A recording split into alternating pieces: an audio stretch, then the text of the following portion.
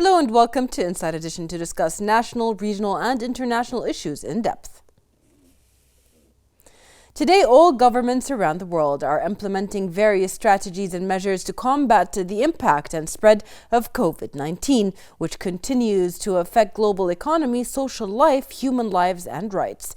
Due to the fact that promoting and protecting human rights are fundamental pillars of the Kingdom of Bahrain's strategy in developing state institutions and national legislations, the government of Bahrain, spearheaded by the National Task Force for Combating the Coronavirus, and associated ministries and authorities have been quick to implement essential strategies and procedures to deal with COVID-19 and its impacts upon Bahrain's citizens and residents. Such valued acts gained high praise from both regional and international organizations. To talk more about the Kingdom's efforts in preserving human rights during the current COVID-19 pandemic, we are pleased to be joined via Skype by Ms. Maria Khouri, the chairperson of the National Institute for Human Rights, the NIHR. Welcome back to the studio. Joining me here is Ms. Maria Khouri. Thank you very much for giving us this interview at these trying times as well. You're welcome. During these times, there was a lot of light shed on Bahrain's reaction to COVID-19, and Bahrain has actually enacted a very early prevention and preparation phase with various procedures and decisions to deal with COVID-19. What can you tell us about Bahrain's response in the field of preserving human rights during these trying times? Thank you, Sarah, and always good to be with you again and with Bahrain TV. I think the key word here is acted or responded early. But before I enter into that description and elaboration of our response, I would like to make a statement that human rights cannot be broken. What I mean by broken here is that they cannot be itemized. They are looked at and perceived and approached as a whole and as a sum of whole. You cannot look at economic rights separately or health rights separately. You have to look at everything in one go. Having said that, Bahrain, when we responded as a country, as a nation, as a people, as a human rights institutions, we responded unified and we responded early. The belief in the right of health and the right of health and the right for life. Let me concentrate on these two things with our response. The early response, the early testing. You know, that we also with the High National Committee. Right. Believing that no one should be left behind. That was very important. Right to health was observed. The transparency in which the whole country dealt with the pandemic, not keeping anything away from anyone and no shadows on information. The information availability and the freedom of access to information was also there. Having said all that, then we talk about the economic rights. Right. Okay, the packages that were given to people, whether residents or nationals. The electricity bills, the loans, the housing facilities that were given, the education, the right to education continued, the volunteers, the work of volunteers, that's very important. The campaign led by His Highness Sheikh Nasser, Hamad Fina Khair, that is very important. Down, let me talk about our work. The response of rehab centers and prisons was early on and is still going on. And I think we'll elaborate maybe in another question on that. But the sum of everything was found in the crux of the matter and of the work of the country as a whole. Right. When we really talk about all of these human rights that were fulfilled in a normal way. These are not something that is different to Bahrain. Bahrain has always been able to, or wanting to, or even successfully doing so, keeping up human rights. And that's why Bahrain has a lot of accomplishments within this area. The royal directives, which were recently issued, came to alleviate the impact of the coronavirus on Bahraini society. And you mentioned some of these. How do you value these directives from the point of view of preserving human rights, keeping in mind that these rules were not just for citizens. These were for residents and for people who happened to be in Bahrain on vacation, on a business trip, on whatever it was. Well, the royal directives come from the belief, from the top of the pyramid. His Majesty, the King's directives, his vision, his mission are all embedded in human rights. And he does not segregate in his vision, in his mission, in his directives, a citizen from a resident in Bahrain. He believes in the human being. Yes. And he believes in humanity. And that comes from the top of the pyramid to us all. It is paramount. I mean, this belief is paramount. So when something like that is paramount, there is absolutely no turning back in anything, or looking down or looking out. We look inwards and we fulfill. I think all institutions in Bahrain work within the directives of His Majesty, whether national institutions, whether electricity, whether health, whether education. I listen to the news every day and I listen to what other countries are going through. I don't like to compare us to other countries. Let's just look at ourselves and improve on ourselves and help each other. But when I look at what other countries are doing, I heard about, without naming any country, about a citizen of a certain country that sat in the emergency room for 8 hours last night without a drink of water, and she tested positive. Nihna, alhamdulillah, thank God, by the grace of God and the vision and the mission of the leadership of Bahrain, we don't have to go through that. Yeah. The directives are for all and everybody. Let me specifically talk about the vision and the directives about working mothers. It did not segregate from a working mother whether she's a Bahraini or a non-Bahraini. Absolutely. A working mother is a working mother. The directives included her. Let me talk about the pardon of 901 prisoners in early March. No country in the world had taken that directive or given that order. And COVID-19 was just at the beginning in Bahrain in early March. But there was a vision. Yes. There's a belief in human rights. And I think the pardon of 901 prisoners, other than the alternative sentences that we'll talk about as well later, helped eliminate a lot of the issues that are surrounding COVID-19 in prisons, for example. Yes. One of the things that you mentioned was the campaign of Fina Khair that was initiated by His Highness Sheikh Nasser bin Hamad Al Khalifa. And when people really look at that, they don't really question how people thought it was going to succeed. But it was a matter of fact. Sheikh Nasser was 100% sure that this campaign was going to succeed. And I feel that is a result of the trust that's between the people and the leadership, because there is this mutual trust where we ask for help, we are giving it, whether it is from the leadership to the people or from the people to the leadership. What can you comment on the Fina Khair campaign and its success? Well, it's an awesome campaign. It's a humanitarian campaign, and what makes it even more special, that it was initiated before anyone even asked. Yeah. And I think that's what makes, I cannot add to that. It comes from the core of a man, His Highness Sheikh Nasser, that believes in being with the people and for the people. And I think we are looking at the fruits of this campaign, with how many people's tensions were relieved, how many miseries, were uplifted. The campaign, again, I'm going to use the word paramount, was essential for Bahrain at the right time. The intention was always there. Sometimes, as we say in Arabic, رُبَّ ضَرَةٍ نَافِعَةٍ, we had to have the pandemic to bring out an opportunity. Yes.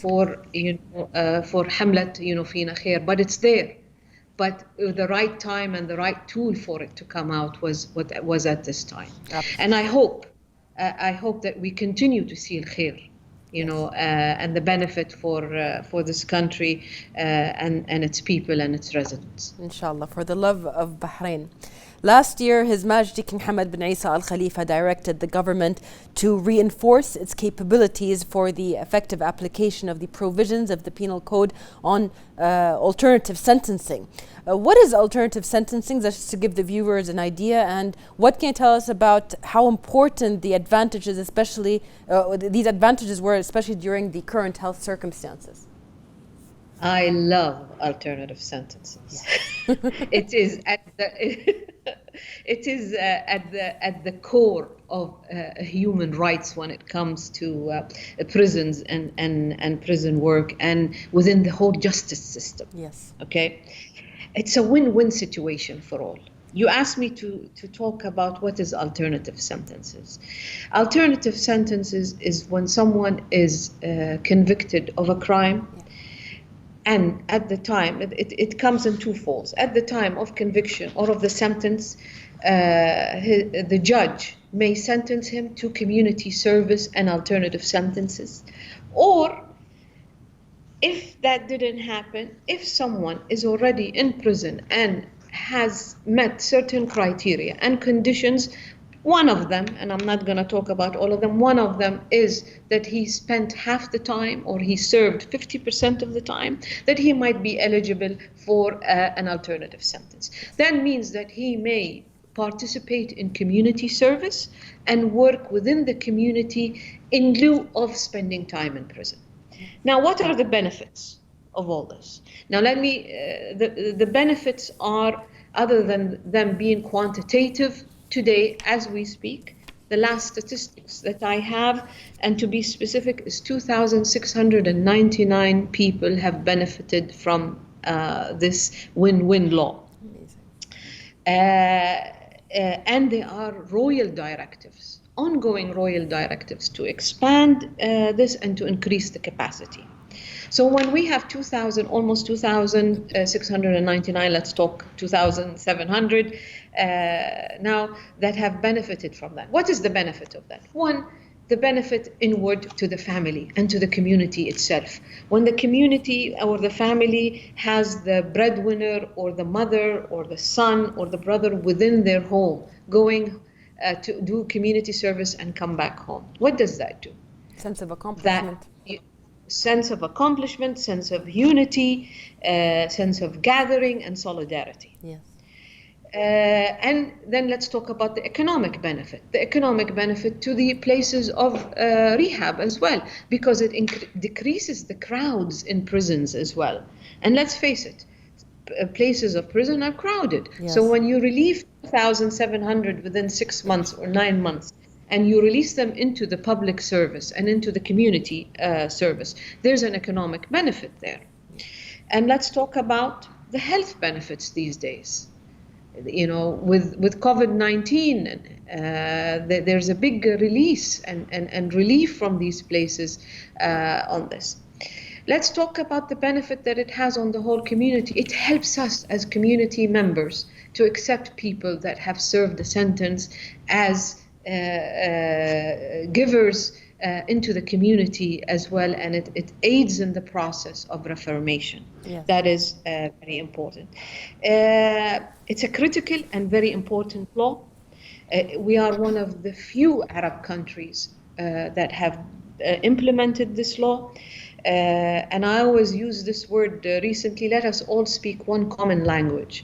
And it is that it's the language of human rights when it comes to alternative sentences. It's a win-win situation for all. It enforces justice, enforces the solidarity and the unity among the community of Bahrain. Yes.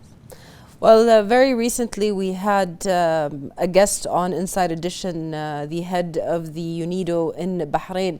And one of the things that he said about the leadership is that His Majesty the King does not have a vision of now or in the present. He has a vision of tomorrow. And I think I see that the whole decision of the alternative sentencing was one of these visions. This was taken 6 months before the first case of COVID-19 has even appeared. But it has helped immensely with the overcrowding in prisons. It has helped immensely with the integration of prisoners back into society, with their rehabilitation, with their commitment to their community and their change of ways or whatever it is. What can you tell us about how other decisions of His Majesty the King also fill into this future vision of the country? His Majesty's vision gives us directives, whether in national institutions, the executive, the legislative. His vision, let me start with the Reformation project started.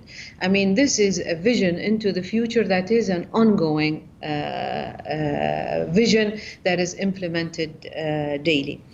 Who would have ever thought that his vision in 2001 would, when Al-Shura Council, started, would bring us today to, an elected house, an elected chamber, and have a woman chair it, as well. That is a vision that we are still bearing the fruits of it, and we will bear it for many years to come. Let's talk about his vision with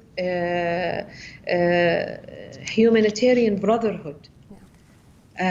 With the tolerance, and with His Majesty's Center for Acceptance and Tolerance and Religious Tolerance. Right. That is a vision very rare as well, and Bahrain is known, I think, for its religious tolerance and brotherhood and acceptance. When His Majesty, in Rome, when he dedicated a student's chair in University of Piacenza for religious tolerance, did he have,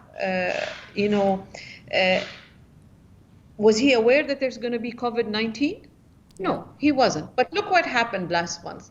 He unified with the rest of the world for a day of prayer with everybody around the world to pray to God Almighty to relieve the whole world from this pandemic. Exactly. So his vision is foreseen, in our daily life.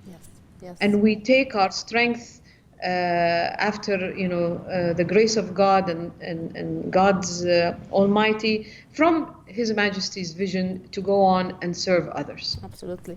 And that question was in order for me to introduce the next one, which is the international recognition Bahrain has received with dealing with the pandemic, from His Majesty the King's directives to His Royal Highness building the task force for COVID-19 to the initiation of His Highness Sheikh Nasser and so on. So what can you tell us about the value of this international recognition? Yeah, I mean, the value of international recognition at these times and these, as you said, difficult times, and as we're all going through them, is very important because it gives us strength and support as well. The WHO has commended Bahrain from the outset. The early response, the testing, the treatment, the lockdown, and all the measures that we have taken was commended, and is still commended by the international organizations, and specifically in this case the WHO. Our doctors have excelled. Yes. Yes, and that is recognized, and we see them excelling on daily basis. We excelled, I think, and we were recognized by the international community, and especially the Director General of the IMO as well, International Migration Organization, have commended us as a country on the way that we've dealt with the labor force and the correction of all those that their RPs have been violated or have been expired. Now that's, a very important milestone in human rights, which also, reflects the point that no one is left behind, whether resident or citizen.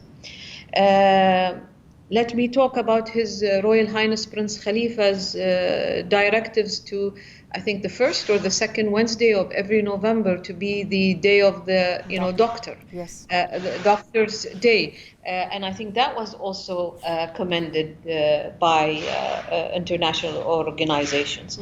I would like to see international organizations commending us on other issues that we have done as a country as well, especially when it comes to the field of human rights.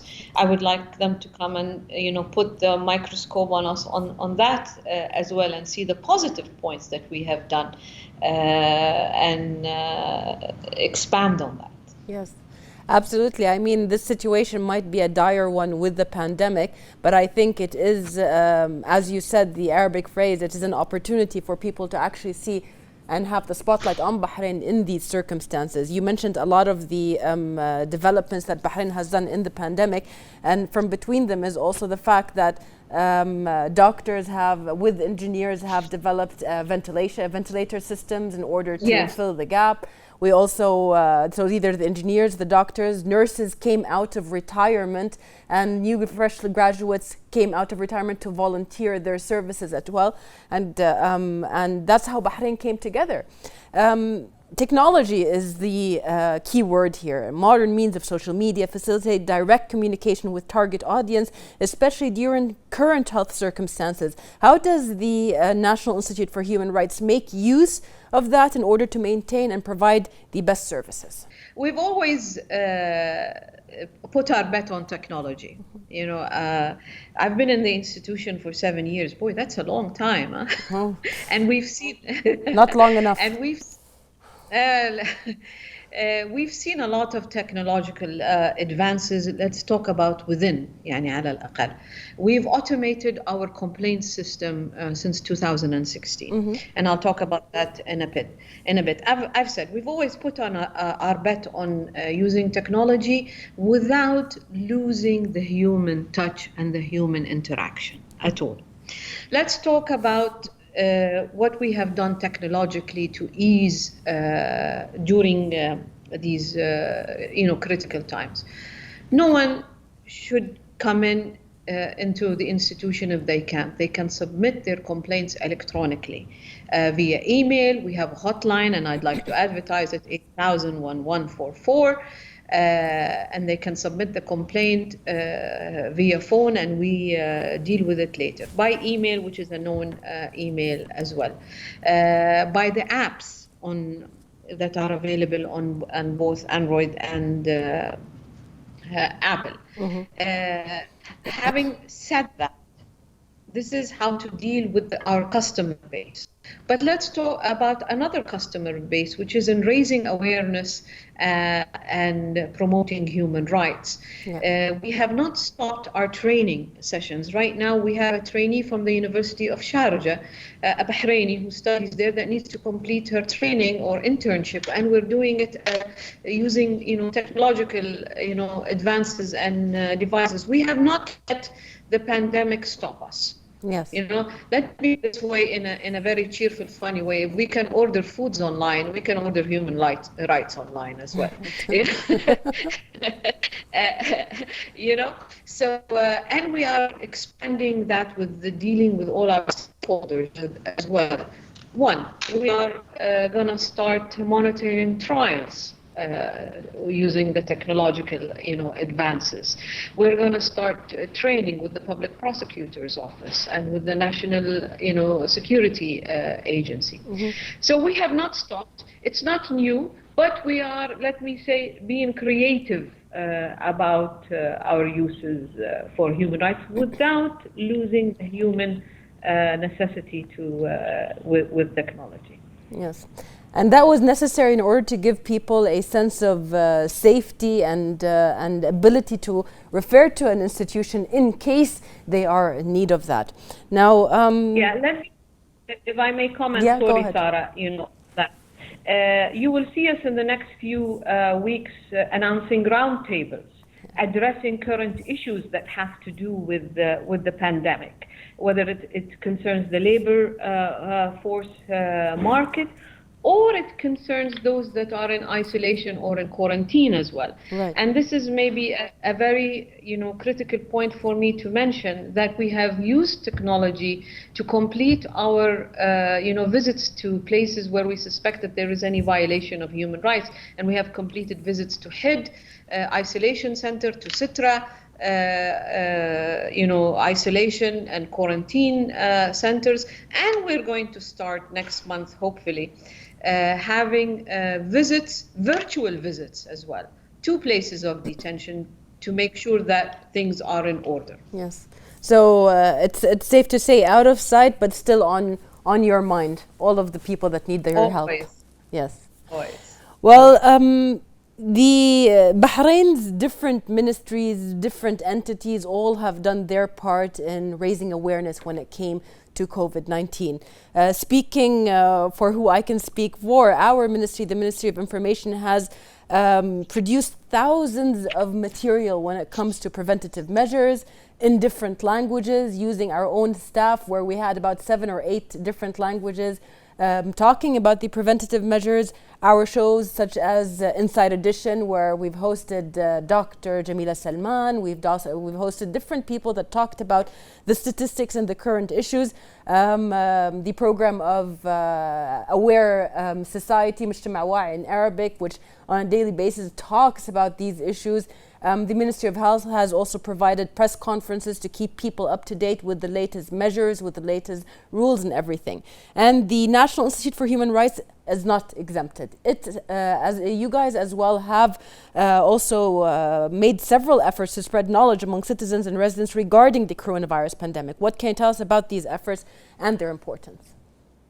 Well, I will start by our visit to where I concluded the last comment. We visited all the isolation centers, whether it's Ibrahim Kano or Sitra or HID, where we were allowed by the national doctor team to visit, to make sure that human rights principles were adhered to and were practiced. And as they say that, my comments are not biased here when I say that we passed with flying colors. Bahrain passed with flying colors. Our report is ready, and it's ready to be submitted to the concerned, authorities. What we have also done is that we started awareness campaigns via, social media, educating people on, an aware society, as you said, Mujtama Wa'i, to complement the efforts of the media outlets in Bahrain. But as I say, smooth seas don't make skillful sailors. It's challenging times, and we have to be very creative in how to address, our efforts. We are very concerned about the elderly. I was very concerned about the elderly because of what we read in international media. Again, we made an effort there to make sure that everything is going smoothly there. And I heard just last week that one of the private hospitals in Bahrain, a whole wing was evacuated to take care of the elderly that were in elderly centers, so that they continue their care. We're monitoring that and giving aid. I come to the second segment, which is the prisoners. We're very concerned there that their rights continue. When visits were held, and I don't want to say they were suspended, but they were put on hold. We made sure to work with the prison facility to exchange that with virtual calls, and it worked out beautiful for the families, because they can see, instead of a call, they can see them via video. And in that area as well, medical care did not stop for those that are in places of detention, because we also made sure that there is virtual consultation. Let's not forget, Sarah, that when a prisoner needs a consultation in an outside hospital where the center in prison cannot provide the consultation, he needs to go to one of the major hospitals. Right. But that's a risk, my dear. Why? Because when he leaves, he still has to go back to a 14-day quarantine that is established by the WHO, not only by Bahrain. Right. You know, so virtual consultation has relieved that as well, because he doesn't have to leave his mates, you know, and stay in isolation for 14 days. So that is one of the efforts that we've done. And one of the efforts that I'm going to make public for the first time I'm excited. is that NIHR has contributed over 150 books in Arabic and in English to Joe Prison. Wow.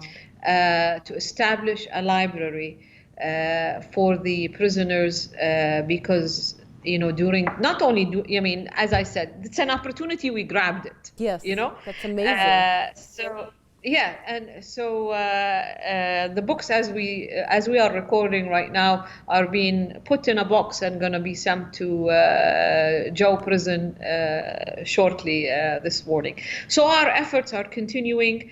And I might also say on a final note that we work with the justice system and with the interior system in welcoming service of alternative sentences in NIHR, and we have 4 people serving their community service and alternative sentences in NIHR. That's amazing. I mean, the message to take away from that is that everybody has a chance.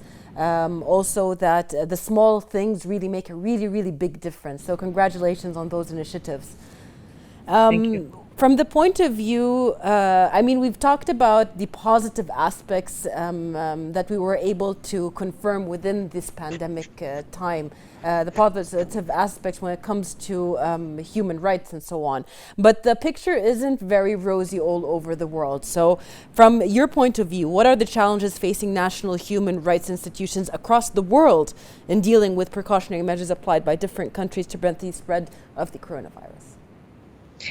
You know, I said earlier in an earlier question, Sarah, that smooth seas don't make skillful sailors. Yeah. You know, and I think that not only applies to us in Bahrain, but to all colleagues in national institutions of human rights across the world. It's very important that we look at these as positive challenges. COVID-19, unfortunately, is a brutal, you know, reminder of the importance of ensuring lasting progress with respect to human rights, you know, the enjoyment of all human rights, you know, particularly through the development of public health services. Yeah. Okay? Yeah. Bahrain, you know, I'll speak worldwide, but Bahrain did not face, you know, the challenge of having a public health service. You know, we have the infrastructure in place, and the doctors and the system have excelled thanks to His Royal Highness, you know, Sheikh Salman, early response and his directives and his hands-on. Right. You know, on the hands-on is very important. But most other countries did not have that privilege. So the NIHRs face, I believe, you know, the challenge of how they can use, you know, COVID-19 as an advantage and build it as a stock once the crisis is over to have a bigger role. Yeah. I think the challenge for all NIHRs is within the monitoring mechanisms. They have to monitor right now, report, and receive complaints of, you know, the outcome of COVID-19. I think reporting and collection of complaints are the excellent tools right now to face the challenge of reconstructing, you know, the efforts that follow. Not to end, you know, on this question on a gloomy note, but the virus is resulting in the tragic loss of life and lots of life. The Latin Americas have exceeded 100,000. I wonder what I'd like to know what the NIHRs are doing. I think it's a challenge for us all at NIHR worldwide to prevent the loss of life from destroying our way of life. Yes, yes, You know, absolutely. I mean, because our awareness efforts, towards communities to enhance their understanding of who we are, what we value, and the right of each and every one and every citizen and resident is entitled to. I think that awareness is a challenge for all NIHRs. yes, absolutely. It's really the way you deal with a situation as dire as this and turn part of it into a positive aspect. So when you talk about collection and data collection, that's always like a strenuous job for any institution. But now is actually the time where you're freed up to do that, to collect the information you need for future researches, for future endeavors, for whatever we come, because we will come out of this. We will come out of this stronger, smarter, and have so much more to live for. By the grace of God, inshallah. Inshallah. Well, lastly, I just want to mention that last November, the NIHR celebrated a decade of service here in Bahrain. After a decade of dedicated efforts, how can the Institute assess its success? And tell us a little bit more about future projects and plans. You know what, Sarah, if I may, you asked me a question during the interview of His Majesty's vision. Yes. You know, in 2009, that was his vision. Yeah. You know, 2009 was before the challenges that we are facing today. Mm-hmm. But he had a vision of establishing a national institution for human rights. There are right now 5 national mechanisms that look into the human rights situation in Bahrain. But we are the only one, the National Institution for Human Rights in Bahrain is the only one that was established before the recommendations of Biki. Absolutely. You know? So I had to make that point at this juncture of this interview, because this is another, milestone of His Majesty's vision, was the establishment of the Human Rights Institute. Yes, 10 years of becoming of who we are, of fulfilling the vision of human rights that we all want for Bahrain. But to be more specific on, our accomplishments, we have a lot of KPIs, key performance indicators that indicate our success. Our annual reports, our numbers is an excellent KPI of our success for, the trust and the awareness that there is in the community of us as a tool and an institution that can intervene if there is such a violation. Another KPI is the demand on our training sessions, even now, and the number of students from universities that want to fulfill their graduation requirements within the institution. The sky is the limit, for our accomplishments. As long as we give every day and we change one person's life to the better, I think that we've faced a challenge and we've made someone sleep better. I think on a more solid note, a challenge is that we need to coordinate our efforts and our responses with everybody else to exchange good practices. Right. You said that this pandemic is going to be over and we're going to face another wave of challenge, whether it's human rights, economic, health. But we need to have good practices and coordinated practices to help and assist all those that are in need, of assistance. I think awareness, protection, violation elimination will always be our bread and butter, and will always be a challenge that we will face every morning. Perfect. Thank you so much for giving us this information today and telling us everything we needed to know for the current time. Of course, your social media accounts as well as your website has more information for anybody that wants to contribute or wants to have more information about certain services that you provide. Thank you for being with us today. My pleasure, Sarah. And stay healthy, please. You too. Stay safe. That was it from the NIHR and Ms. Maria Khouri, who told us all about the programs that have been put in place by the NIHR during this pandemic. We thank you for watching us and see you next week in another episode of Inside Edition.